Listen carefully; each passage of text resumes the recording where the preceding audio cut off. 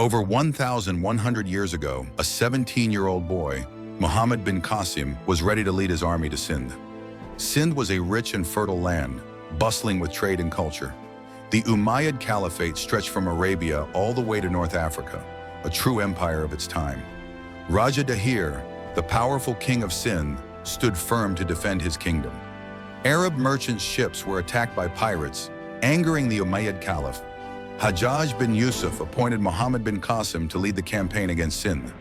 Only 17, but disciplined and smart, Muhammad bin Qasim prepared his army for the journey. The Arab army began its historic march towards Sindh. Muhammad bin Qasim built strategic bridges to cross rivers along the way. The first target, Debal, a strong fort on the coast, guarding the city.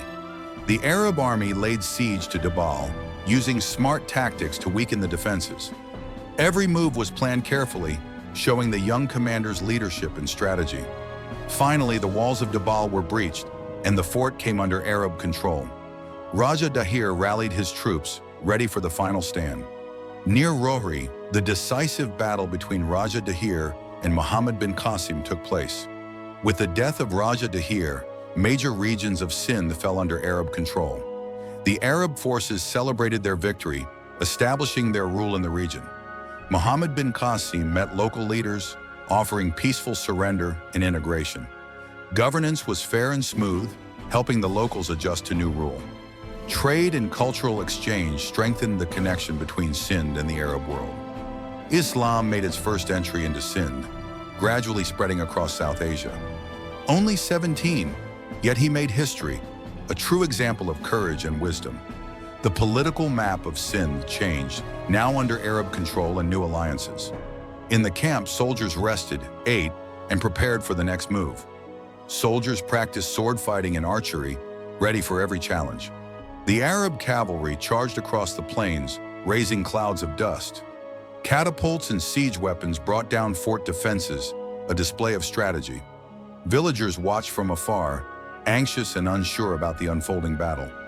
Soldiers crossed the river using rafts and makeshift bridges, continuing their advance.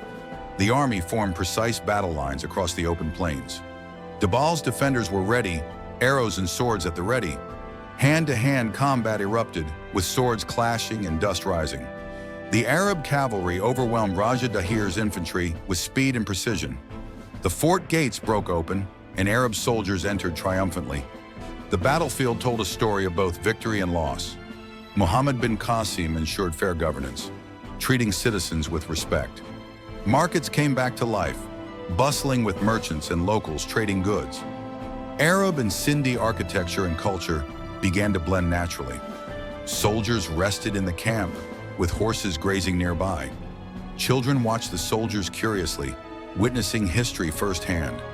Vibrant markets, colorful fabrics, and spices, life returning to normal.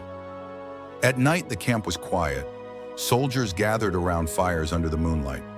Soldiers celebrated their victory on the plains, waving flags and cheering. The conquered regions of Sindh were clearly marked on the map.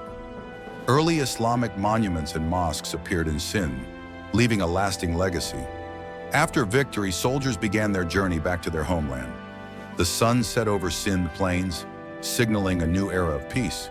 Muhammad bin Qasim stood tall, overlooking the plains, a symbol of bravery. Villagers returned to their fields, children played, and life flourished again. History isn't just about battles or dates, it's about stories that teach us lessons and inspire us.